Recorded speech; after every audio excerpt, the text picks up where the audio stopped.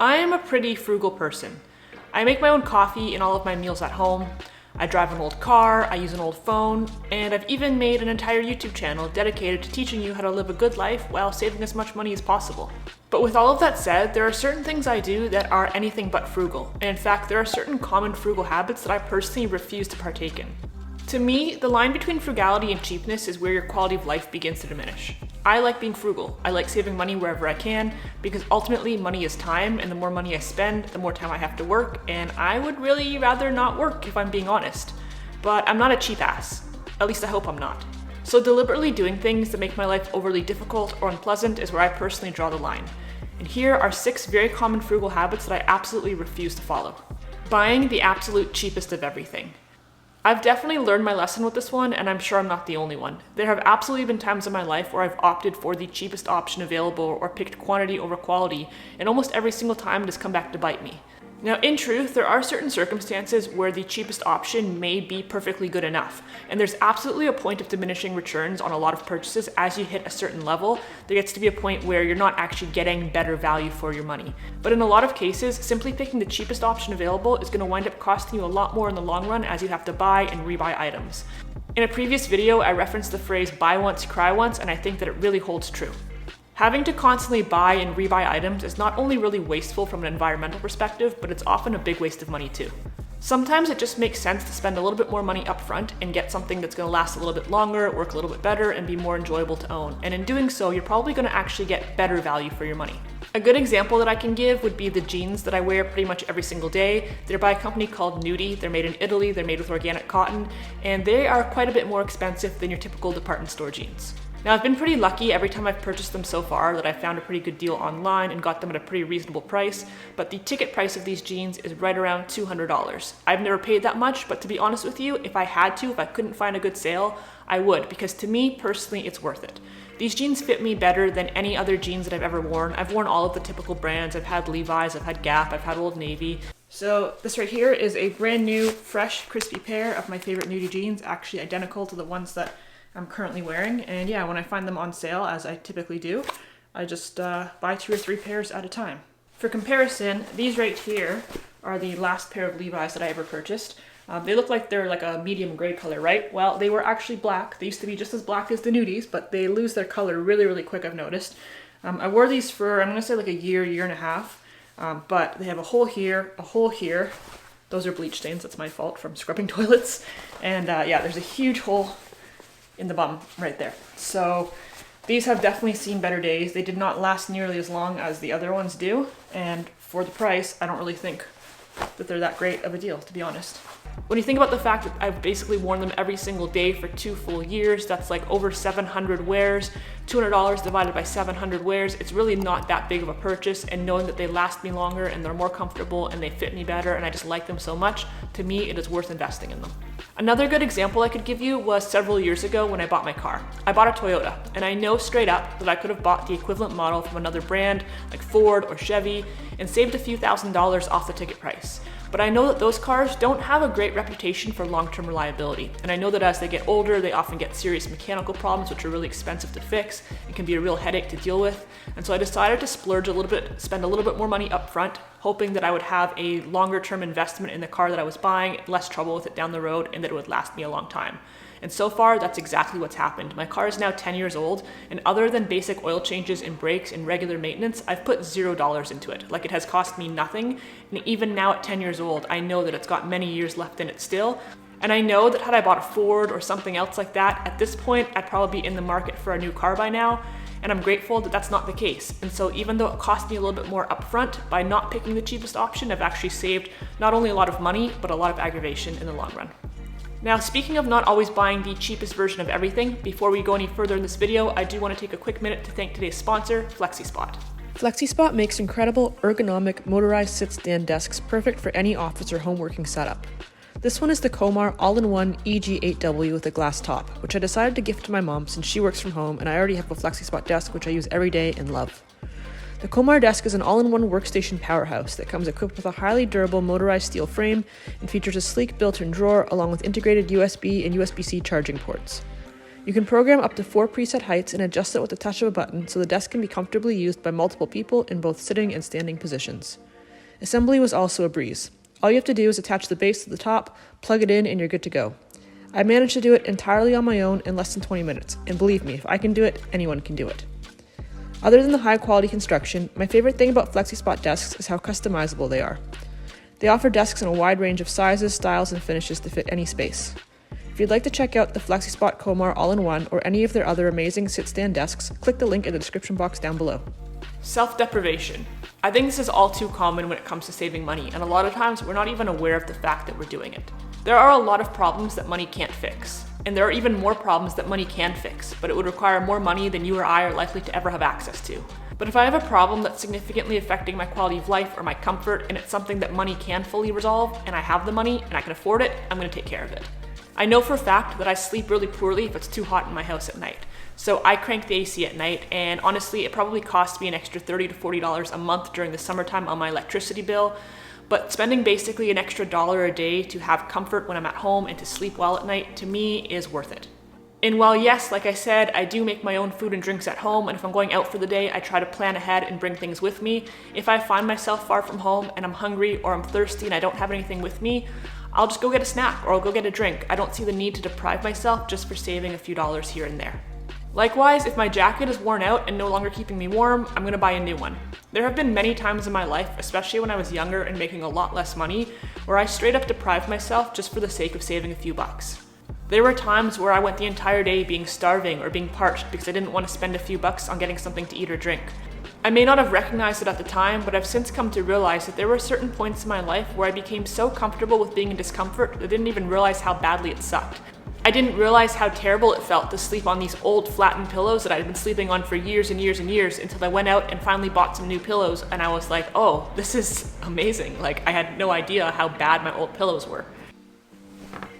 This is life-changing.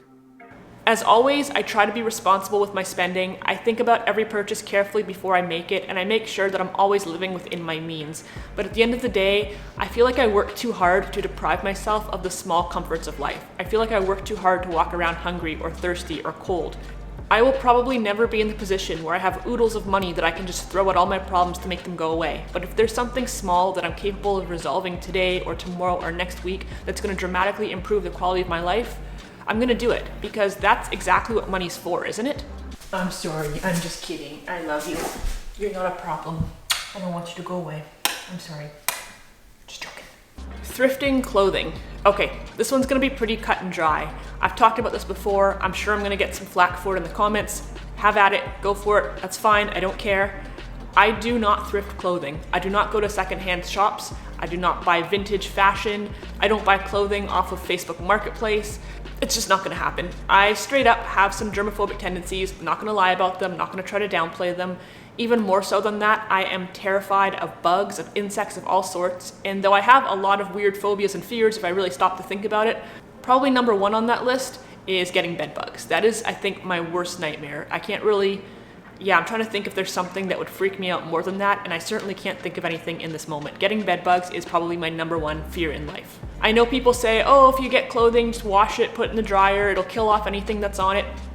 You know what? You do you, and I'm gonna do me, and I'm not buying thrifted clothing. Honestly, despite what I just said about my fancy $200 jeans, I would straight up live off of the Walmart clearance rack before I would buy secondhand clothing. I would buy the ugliest, cheapest, crappiest clothing I could find and live with that, but I am not comfortable wearing clothing that other people have worn, not only for the bugs, but like things that people have sweat in and farted in and God knows what else they've done in it. It's a no from me. I know how popular it is to go thrifting. I know how much people enjoy hunting for a bargain. I know how much people enjoy finding high quality clothing for the price of fast fashion or less. I get the appeal, I just can't do it.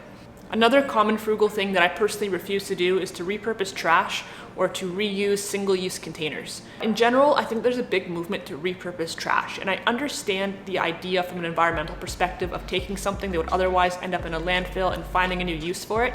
But I do think that that idea has gone a little bit too far in certain respects, where we now find people taking things that are literal garbage and using them to decorate their home or do whatever other weird things they want to do with them. No disrespect, again, you do you, but personally I have no interest in decorating my house with like empty liquor bottles, for example. When I had the renovation done here last year, I had a wall taken down, as you guys probably saw, and there was lumber left over from that, like the studs that were in the walls.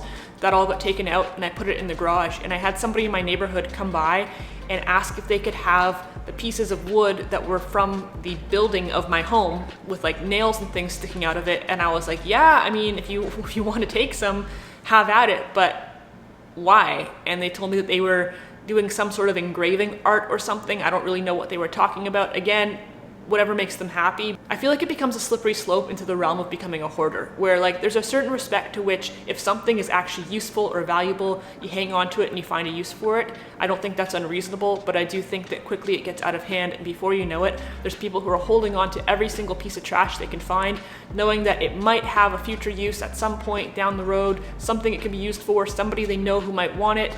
And honestly, I would rather have a house that is empty and undecorated, clearly, than decorate my home with trash or those like IKEA hacks, which are not hacks at all. They're just people gluing garbage to other garbage. So yeah, I don't repurpose things that are meant to be in the trash. I try not to be wasteful in my life in general, but some things reach the end of their usable lifespan and then they become garbage, and it is what it is. I was thinking maybe I'd make a submarine out of this box. I could use a PlayStation controller to navigate it. What could go wrong?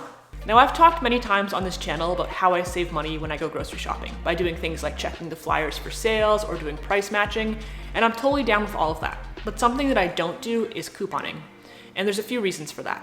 First of all, I think it's important to clarify that couponing in Canada is not really a thing the way that it is in the US. We've all seen that TV show where people come in with a stack of coupons that's like 3 feet high, and they wind up leaving the store with their car full of groceries that they were actually paid to take away, which is insane. That's not a thing here. Our stores don't offer double up days. We're not allowed to stack multiple coupons on one item. And if somehow the value of the coupons you used exceeded the total of your purchase, the store is absolutely not going to be giving you money back. That just doesn't happen here. But beyond all that, the biggest reason that I don't coupon is because when people do that, they're often just taking whatever they can get. They're taking the products that they can get for free or really, really cheap. And in doing so, they're either being super unpicky or they're just loading their house with things that they straight up are not going to use. We've all seen the people who buy like 60 bottles of Gatorade, and I'm like, do you guys even drink Gatorade? Who drinks Gatorade? I don't drink Gatorade. Or they wind up stuck with the brand of toothpaste or deodorant or face wash that happen to be on sale, even if it's not their preferred brand. And honestly, I'm a little bit picky about these things. It's not that I don't like a bargain, of course, but I like the toothpaste that I like the deodorant that I like, I don't drink Gatorade, I don't eat Hamburger Helper, and I have no desire to take items that I don't actually like and don't actually want to use, even if they're really cheap. This is definitely one aspect of my life where I practice the less but better philosophy. I would much rather buy fewer snacks and just buy the ones that are healthy or the ones that I really like than get stuck with like 600 granola bars in a flavor that nobody wants. And if we're talking about toiletries, I can only speak for myself, but a tube of toothpaste probably lasts, like 2 to 3 months at least. So you're going through, let's say, 4 tubes of toothpaste a year. In particular, I make an effort to buy items that are cruelty-free and vegan, and I'm absolutely not gonna bail on my ethics just to save $5. And finally, the most controversial. I have had many comments over the span of the last few months from people who feel the need to tell me how I should live my life by making comments like, oh, you should rent out a room, you should house hack, you should have a roommate, you should do this, you should do that. To which I say, you should mind your own business. I think that most people mean it from a good perspective, they mean well, but renting out a room or house hacking or having a roommate is a common frugal way to live. It's a great way to lower your overhead and your general living expenses, but personally, it is something that I am not willing to do. Of all of the frugal habits that we've discussed here today, this one would probably save me more money than the other 5 combined because, I could definitely rent out a room in my house and I could do so in a way that would really, really offset the cost of my mortgage. But to be quite honest with you, and I totally know I'm coming from a privileged perspective of being able to pay my own bills and not having to be forced to do this, but I'm somebody who really appreciates my privacy, my quiet time, my autonomy, my personal space, and having a roommate or having somebody share my home with me or having somebody else living in this environment would be such a deficit to my quality of life that I'm absolutely not willing to do it as long as I don't have to. If I couldn't afford my bills, it might be something I had to look at, and even still, I think I'd be more inclined to move somewhere way far away where it's much cheaper to live than to have a stranger, especially, living in my environment with me. Now, I might feel differently about this if I had a separately enclosed unit. For example, if my basement was finished and had a separate entrance, I might be open to that. but the idea of having somebody rent one of my bedrooms and using my kitchen and using my bathrooms and touching my stuff, my cost of living is undoubtedly high. I live in the Greater Toronto area and it is an expensive place to live, and you don't have a lot of options as far as trying to downsize or decrease your overhead because rent is expensive, mortgage is expensive, gas is expensive, groceries, everything here is a lot of money. But I have worked really, really hard my entire adult life to be able to afford the type of life that I want for myself, the type of life that I'm comfortable with.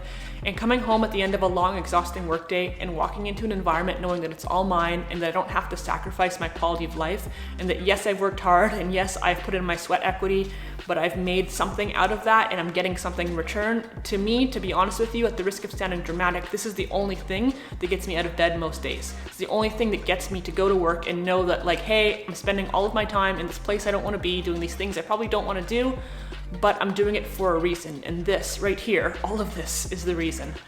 I would rather work 80 hours a week to afford my own place than work 30 hours a week to have a roommate. Not everybody's going to agree with that philosophy, and that's totally fine. And I know that there are a lot of situations where people have a roommate and they become close friends with that person and you're basically just living with your bestie. And that sounds appealing to me for like a weekend, but I don't want them here forever. I'm just not that kind of person. And it's something that I just can't see myself changing with. So for those reasons and more, I don't house hack, I don't rent out a room in my house, I'm not gonna turn a spare bedroom into an Airbnb. It's not for me, but again, as always, if it works out for you, then all the power to you. I'm very curious to hear your thoughts on today's video. I'm very curious to know if any of these 6 habits that I listed that I personally don't do, if any of them are things that you do and that you find benefits in. Or for that matter, I'm also really curious to know if you know people who practice frugal habits that you personally consider to be too far and refuse to do. Let me know your thoughts in the comment section down below. If you enjoyed this video at all, please go ahead and hit that like button. Feel free to subscribe, hit the notification bell. You can follow me on Instagram at according_to_Nicole. Other than that, thank you guys so much as always for watching. Take care, and I will see you next week.